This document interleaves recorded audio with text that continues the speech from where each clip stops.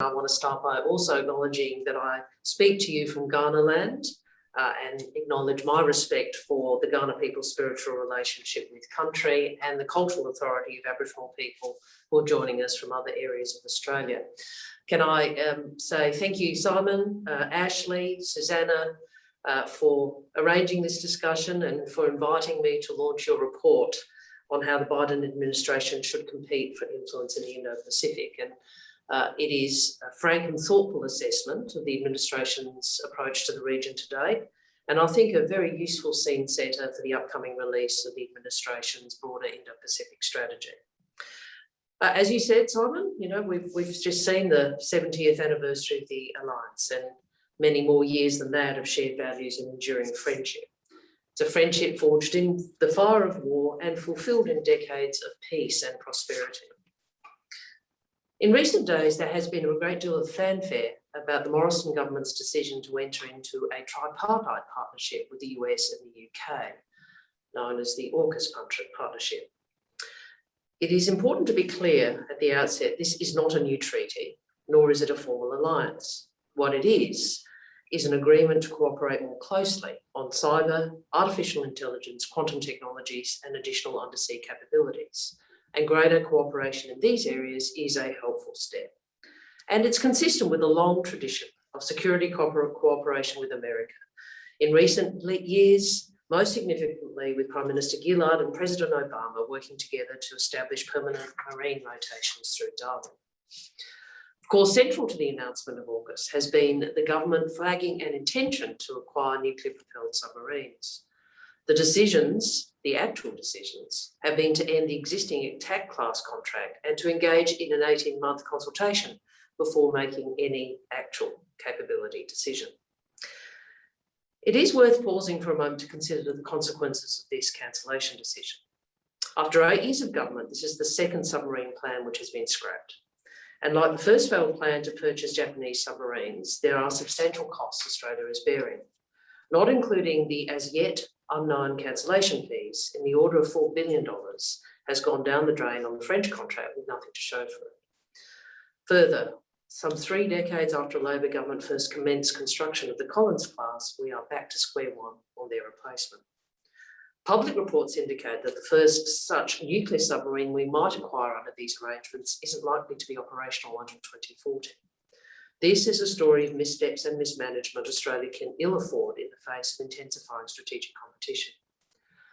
However, the decision to explore acquiring nuclear-propelled submarines is nevertheless a substantial one, and the Labor opposition will take a mature and considered approach. We have been briefed as to the rationale for nuclear propulsion being the best option for our future submarine program, and we accept the advice provided. But many questions and issues remain to be resolved. We have 3 conditions for the support of nuclear-powered submarines on which we have short assurance. Firstly, there be no requirement for domestic civil nuclear industry. Secondly, there be no acquisition of nuclear weapons. And thirdly, that the agreement is compatible with the Non-Proliferation Treaty. And the government has said these conditions can be met, and we will hold them to these commitments. But more broadly, it is not unreasonable to expect the Morrison-Joyce government to inform the Australian people on the strategic, environmental, commercial and political ramifications and consequences of this decision, including valid questions about Australia's sovereign capability, such as how will we control the use of technology and capability that is not ours? What implications are there for the design, assembly, operation and maintenance of nuclear-powered submarines? And these are in addition to our concerns about how capability gaps will be managed, timeframe, costs, and impact on Australian jobs. The Morrison government's Defence Strategic Update last year stated that Australia could no longer rely on a decade of warning time for interstate conflict. Yet we found up to 18 years wait until we would get the first submarine under this announcement, let alone getting all 8 in the water. And there is an important here for Australia's sovereignty. There is an important question here for Australia's sovereignty. And it is a question that Mr. Morrison cannot ignore.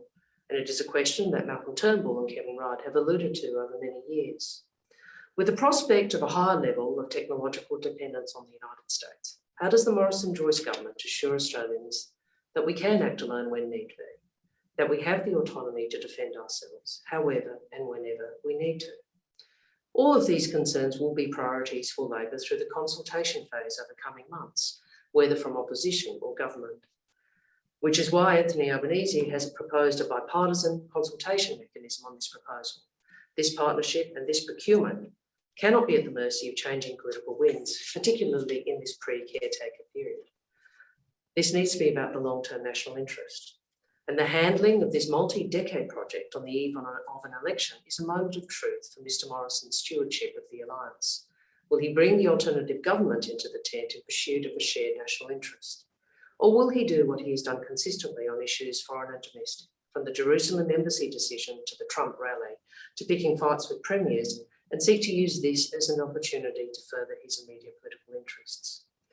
He has yet to agree to Mr Albanese's proposal to take this out of the political world. He should. There's also been debate over this past week as to how AUKUS contributes to assuring Australia's interests in the region. The Indo-Pacific is being reshaped, and the task for this generation of leaders and thinkers is to maximise Australia's influence on that reshaping. The first and obvious point is that AUKUS is additional to and not instead of Australia's contributions to regional architecture and alignments. It doesn't replace the ANZUS Alliance, the East Asia Summit, the ASEAN Regional Forum, APEC or the Quad. Central to maximising our influence in the region is looking to build greater alignment around matters which other regional partners share similar interests on. And the anxiety expressed in some of the reactions to the AUKUS announcement suggests that more preparatory work could have been done to assure our partners of the practical implications of these announcements, including compliance with our NPT obligations. Quite rightly, the region doesn't want a nuclear race. Mr Morrison needs to demonstrate in word and deed that AUKUS is not a precursor to more nuclear weapon states in Asia. And part of addressing these valid regional concerns is ensuring the great power competition that is defining our current era does not spiral into catastrophe. Southeast Asian nations have been clear. They do not want to be forced to pick sides in a US-China competition. They want to maintain their strategic autonomy and regional stability and to ensure ASEAN centrality. It's why for years now, I have said Australia needs to encourage and contribute to what I have called a settling point between the United States and China, what Kevin Rudd has called managed strategic competition, and what Ashley and Susanna refer to as a statement of the US vision, the end state of strategic competition. And as their report makes clear, effective US competition in the region requires comprehensive economic outreach, not just strengthening the US's military presence. Deeper US economic integration will demonstrate the US can compete effectively, help address the region's needs and build shared prosperity. It is why Anthony Albanese emphasised the value of the US rejoining the CPTPP on the day that President Biden was inaugurated.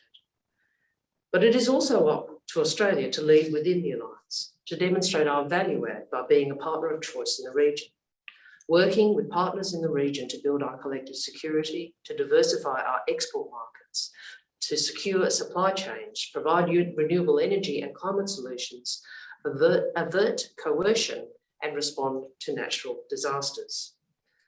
By investing financially and intellectually in the security and stability of our region, because defence capability on its own won't achieve this. We share with ASEAN states an abiding interest in averting hegemony by a single power. So this is where our energy must be applied.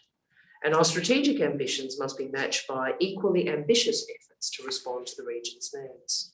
This, of course, requires a bigger investment in our diplomacy, including our economic engagement and our development program. And it again reminds us why regional perspective should have been better factored in to how the government executed the AUKUS announcement. As this audience knows well, we face the most challenging set of strategic circumstances since the end of the Second World War. We are operating in an environment that requires Australia to work much harder to secure our interests. Submarines might help protect the region, but on their own they won't build the region we want, a region that is stable, prosperous, as well as respectful of sovereignty. And submarines can help our national defence, but won't of themselves prevent efforts at economic coercion. Yet last week, Mr Morrison had an air of mission accomplished about him when the response to the announcement made painfully obvious that only a fraction of the job has been done. International reactions highlight how much work there is to do with other partners in our region. The lack of diplomatic legwork has been most acutely observed by the French reaction. France ought to have been shown the due respect of a partner with shared Indo-Pacific interests. Instead, it's been reported that having failed to put in the work before the announcement, members of the government are now describing the French as, and I quote, having a sook. Well, a marketing man should be able to tell you that perceptions, narrative and words matter, as well as understanding how negative perceptions can be used against the interests of the nation. You see, it won't just be France that might have doubts over whether Mr Morrison can be trusted as an honest partner. After a letter from his government saying they were satisfied with the project, the French subs project, was delivered to the Macron government on the same day as Mr Morrison's television announcement that the project was being done. So now, while he's in the United States for the Quad Leaders meeting, Mr Morrison is in damage control rather than focusing only on advancing Australia's interests. As Simon said at the outset, we are looking to a Quad Leaders Summit this week. So we appreciate and welcome the Biden administration's hosting of the first Quad Leaders Summit. With the momentum of the past year and promises made by its members, the Quad now has an opportunity to demonstrate its value in the region. It has always been clear that we will not prevail over COVID until we prevail over it everywhere. And the pledge of 1 billion vaccines for the region is a welcome step. But much more needs to be done both in the region and around the world. So we welcome President Biden's call this morning for the world to step up. As he said, we need to go big. And we look forward to seeing what specific commitments will be delivered to countries currently grappling with Delta outbreaks, including Indonesia. Because for all of the Morrison government's promises to deliver vaccines to Indonesia, we have seen piecemeal delivery and belated assistance. And we also hope to see progress within the Quad's climate change working group. President Biden has made this a priority within the Quad and across the US's global outreach. And Mr Morrison's failure to commit to net zero is leaving Australia behind and risks undermining our relationship with the US. It diminishes us in the region, thus hobbling our ability to add value to the alliance as a partner of choice for our neighbours. From climate to health to security to critical technology, the Quad should have a positive regional agenda with practical outcomes. Our partnerships and alliances across the region, including the Quad, are our advantage. But Australia needs to show we can lead the way and deliver for our regional partners, especially for those people of Southeast Asia and the Pacific. In conclusion, President Biden's leadership within the Quad underscores the indispensable, albeit changed nature of US power and US influence, and how this has evolved to ensure the central role of allies and partners in achieving our shared interests in the region.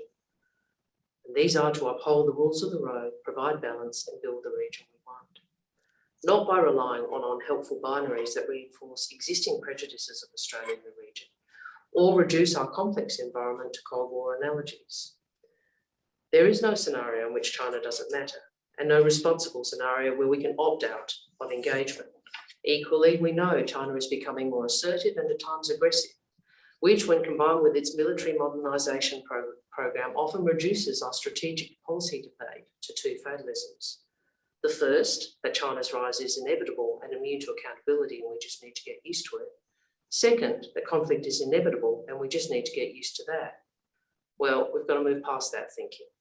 Australia should always act in our national interests, not through the prism of great power competition. At times, this means disagreeing with the US, as we did when former President Trump rejected the global rules-based order. But it also means adding real value to our relationship with the United States through our partnerships in the region. It requires Australia, to quote Bob Hawke, to be self-reliant within the alliance. As I have said for many years, as a US ally, the fact is Australia long ago made a choice. But that is not the end of the matter. So finally, I'm so pleased to be part of launching this report and such a valuable contribution from Susanna, Ash, and from the Centre to effective US engagement in the region. Thank you very much, Simon.